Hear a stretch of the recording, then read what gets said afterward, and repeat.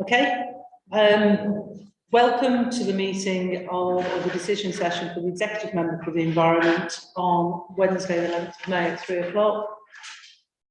We've got 5 points on the agenda.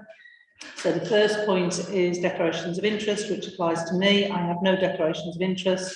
Second point is the minutes for the meeting, which I've read and duly signed. The third point on the agenda is public participation. We have 4 participants, 3 in person and 1 on Zoom. The first participant is Councillor Pete Kilbane. Pete, would you like to come to the table, please? You know the score, it's 3 minutes, and at 30 seconds to go, I'll just give you a nudge. Okay, thank you, Councillor Widdowson. And I'd also like to thank the officer for this report. We welcome the work that he's done, which must have been in very difficult circumstances, given the total lack of ambition that we can see from this administration to tackle what is the biggest crisis that we are facing as a city. So if you, that lack of political ambition can be shown really by the decision of the Lib Dem and Green administration to take £100,000 out of the climate change budget at the last budget council at a time when we needed it most. If we look to the report itself, it asks the executive member to note significant progress. A rational person looking at this would not be able to note any significant progress at all. However, I'm sure that progress will be noted because this is, after all, the report on the Lib Dem and Greens performance on climate change since the climate emergency was declared in 2019, and it's also a record of what the Lib Dems have been doing since they were in power over the last 7 years, and that is actually very little to show for it, sadly. So if we look to the report itself in terms of the actions that are being taken, most of the investment proposals are not applicable or to be confirmed. More disturbingly, if we looked at the impacts that the administration is having on reducing carbon CO2 equivalent emissions, then most of that column is filled in with TBCs and NAs, so not applicable or to be confirmed. If you add up the tonnes that the Lib Dem Green Council expects to remove from emitting into the atmosphere within the near future, then you arrive at something like 27,000 tonnes of CO2 equivalents per year. But within the figures, 20,000 of those tonnes are to do with the establishment of a green energy park. So 75% of the carbon savings that are being accounted for are actually to do with a green energy park that is still in progress and still to be confirmed. So, you know, whether or not we do actually build a renewable energy site on a brownfield site within the city centre is very much up for debate before you start getting into the business case of planning, etc. So you get a feeling that that figure's been thrown in to try and boost up the figures all around. So I would say overall, what this report card shows is a failure to tackle the climate change crisis that the city is facing. And normally in those circumstances, I would call for the resignation of the executive member. However, I can't really see anybody who would do a good job at replacing her. So like the rest of the people of York, we will have to wait for a Labour administration in 2023 to start taking this problem seriously. Thank you. Many thanks. Your comments will be noted. The next public speaker is via Zoom. So, Richard, have we got Kate in the waiting room? Kate, can you hear us? Yes, I can. Thank you. I find this climate action update really worrying. We're in the midst of a climate emergency and the science couldn't be clearer on the need for action. 3 years ago, the Council committed to a net zero city by 2030, and yet this climate action update confesses that the current action plan will not achieve the net zero ambition. Why is this Council giving up before we've even started? The report today suggests that this Council will deliver a bunch of major strategic plans by October this year. It looks impressive on paper, but it's a really flawed approach. That's because we need a climate change strategy first to underpin all the other strategic plans. Otherwise, the Council risks producing transport, economic, energy and housing plans that undermine or even work against the climate change strategy. The current update is also clear that York's climate strategy is based upon carbon emissions that are within the Council's control. This makes sense, but it isn't clear why the Council has decided that all Scope 3 emissions are outside of its control. The climate doesn't care where the emissions come from or how they're made, so the Council should be doing its utmost to minimise all the emissions that they do have some control over.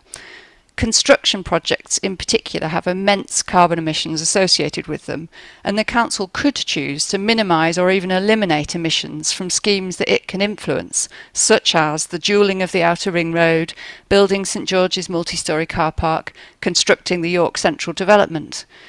We are told that the Climate Change Scrutiny Committee that the West Yorkshire Combined Authority have calculated the carbon impact of all major projects, including the Ring Road. So why aren't these calculations being made public? In summary, I ask you to consider the following. Number 1, draw up a climate action plan that will meet York's net zero ambition by 2030. Number 2, prioritise the climate action strategy and use it to inform all the other strategic plans. Number 3, include Scope 3 emissions that the Council can influence within its climate action plan. And number 4, publish the carbon impact of the major Council projects. Councillor Widdowson, I absolutely appreciate that you have one of the most challenging executive roles on the Council, but it's also one of the most exciting, with opportunity to shape a better future for the next generation. I implore you now that you use your position to take the long view and implement a climate change strategy that you'll be thanked for by York citizens in 2100. Thank you. Okay, many thanks. Your comments will be noted. Our third speaker is Jeff Beacon, who's here in person. Jeff, would you like to come to the table?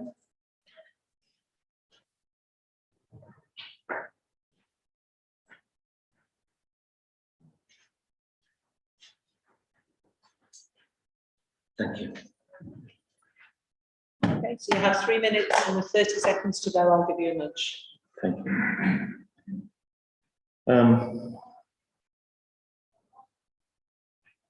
I have some sympathy with Councillor Widdowson, who has the unenviable task as Executive Member for Environment and Climate Change.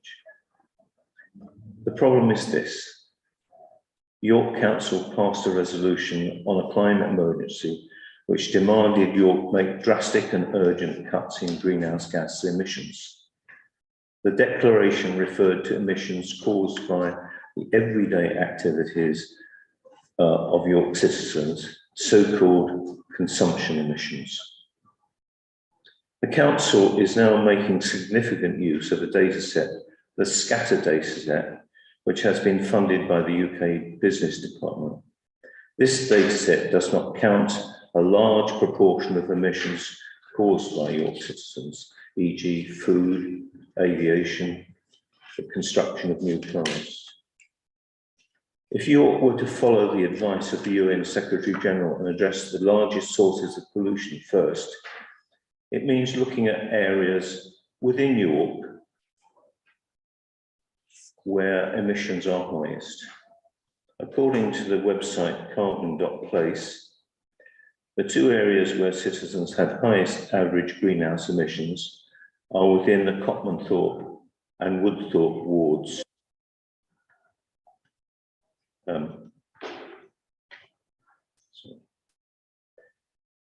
Here, residents' emissions are several times the emissions of the lower emitting areas in York city centre. Good luck to Councillor Widdowson as she explains to her voters that they are some of the main causes of climate change. But this is something that should be done, perhaps on the lines of the Just Switch Off campaign that York ran a few years ago to stop people keeping their engines running when they were stationary.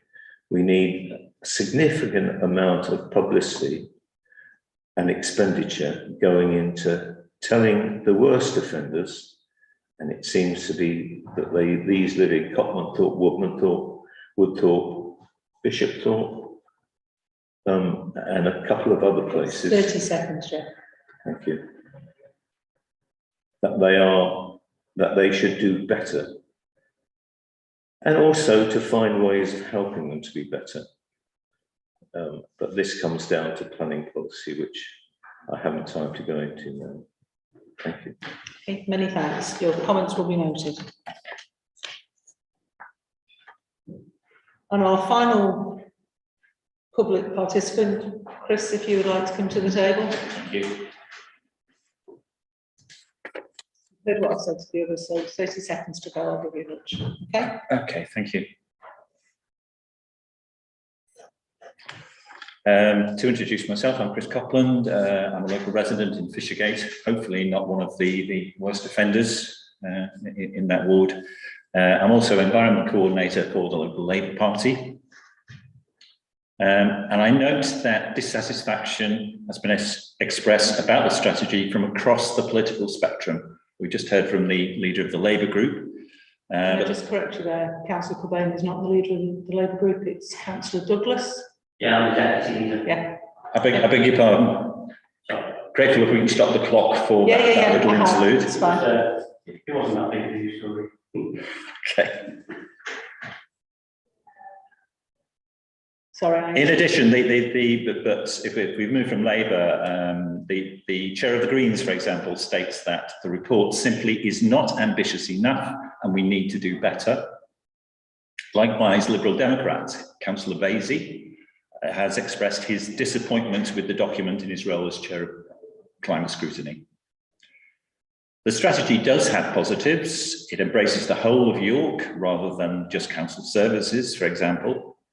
However, it is generally acknowledged that it lacks ambition, failing, in the most easy example, to meet the requirements set in the Paris Agreement. This, of course, is also true of the original roadmap prepared by the University of Leeds, but in many ways, that original report was a more substantial document. The new strategy has fewer pages and appears to have less detail. Surprising, given the far greater amount of time there's been to prepare it and the fact that this is the pivotal decision document for the next 10 or 15 or 20 years. The new strategy gives a single overall percentage target and breaks this down into 5 sectors: buildings, transport, waste, and so on. There is, however, scant information on how we get from where we are to where we need to be. The original roadmap, in contrast, provided a list of measures for each sector and set quantifiable goals year on year and identified implications for each of these measures in terms of carbon reduction and financial outlay. And on the basis of this, offered 3 alternative routes. It is true the new strategy will be supplemented by an action plan, which I think that Claire has in front of her there. But this will be a series of short-term statements, the current one covering, I understand, only an 18-month period. My concern is that a series of action plans that have to be regenerated on a regular basis will become a political football from administration to administration, and frankly, from budget to budget, when really we should be looking for a long-standing commitment and consensus that sits above party politics if we are to see this through. My appeal will be for a more detailed plan with a timeline running to 2030 and beyond, showing the path or paths to be followed, the milestones to be met along the way, and the means of assessing the progress. And I think this will generate constructive criticism in the run-up to the election that is over the horizon. Okay. Okay, thank you. Chris, many thanks. Your comments will be noted. Thank you.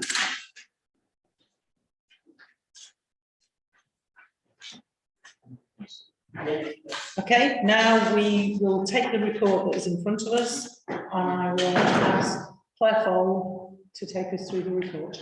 Yeah, thank you, Councillor. So Claire Fole, Assistant Director Policy Strategy. Yeah. Thank you for inviting me here today to the climate change action update. This responds to the council motion that declared that York would be carbon neutral by 2030, and it sets out those actions that have already been taken following various different council decisions throughout the past couple of years. What you'll see before you is an investment of around about 345 million already committed to climate action, whether that climate action covers transport, active travel, housing, retrofit, etc., etc. There's a smorgasbord, if you like, of activities that are already taking place to address address our approach to carbon negative. It's worth noting, I think, that this is the start of an action plan. So we believe this is the baseline, and it sets out those priorities that will become the mid to longer term action plan that will respond and take us up to 2030. And it's here for you today really to note and to look at some of those activities underway and to respond. So thank you very much. Many thanks, Claire. I've just got a couple of points to make before I go into a response to the report. Sure. First of all, there was a comment made that the budget for the climate change was reduced by £100,000. It was reduced. However, that is on the back of several £100,000, if not more, close to £1 million being brought in by that group, that team. So therefore, the funding that we have got internally could be better used, as we were generating significantly more external funding in that area. That is correct, isn't it? Yeah, that's right. So we've had the carbon reduction team has generated £7 million through various different capital funding bids, including, not limited to, public sector decarbonisation, work with the White Rose Forest, work with the Forestry Commission, etc., etc. So yeah, they've brought in. So they've brought in significant amounts of money. We've taken 100,000 off that budget, so therefore the budget is even greater than the one that we started with in the first place. And during the pandemic, and with the cost constraints that we've got, that was a very good political use of our money so that we can support other areas. So that was one thing I just wanted to get sorted. In terms of putting the climate change strategy first, as has been pointed out by, I think, at least two of the speakers, the climate change strategy is integral across the piece. Therefore, it cannot come on its own because it is integral. Therefore, we do need the health and we do need the economic strategy and the climate change strategy all bound together to come, so that we make the best use of our intellect and our time to make the best decisions. And my understanding is, given what the final speaker said, that it's not a long-term strategy. This is a 10-year fixed strategy. So it does give confirmation of what we're going to do. And it is the strategy, not the nuts and bolts of the action plan, which we'll just briefly talk through now. Am I correct in that? That's correct, Councillor. Yeah. Okay, many thanks, Claire. Okay, so now I'm going to actually go on to the report because I thought those areas just needed addressing. So first of all, many thanks for this work. It is a fantastic piece of work from the whole of the council on council-led projects, and as you said, investing £345 million on climate change activity. And if we think of the council budget as a whole, that's 3 years worth of our budget. Don't anybody panic, it's not our money, because we are pulling that money in from central government and other areas, which is fabulous. So the activity is not limited to, but it includes moving all of the council energy to renewable, which we did inside 5 weeks of becoming the administration. Replacing all of the council less than 3.5 tonne vehicles with electric vehicles over the next 3 years. A massive increase in EV charging ability across the city for residents and businesses, creating the largest community woodland in England, whilst also increasing the urban tree cover. Significant flood scheme activity, which is protecting more than 2,000 properties, and a major new upstream project based on the nature-based resilience, which will transform the way we, Yorkshire, and probably the rest of the UK respond to flooding. There are also numerous policies ensuring the right decisions are made and the correct actions taken, all based on the excellent scientifically research that we commissioned from the University of Leeds, who produced an accurate picture of where we are and a roadmap of how we make progress. This report takes the highlights from that, but with this report, all of that information is being released to the public and is on the website.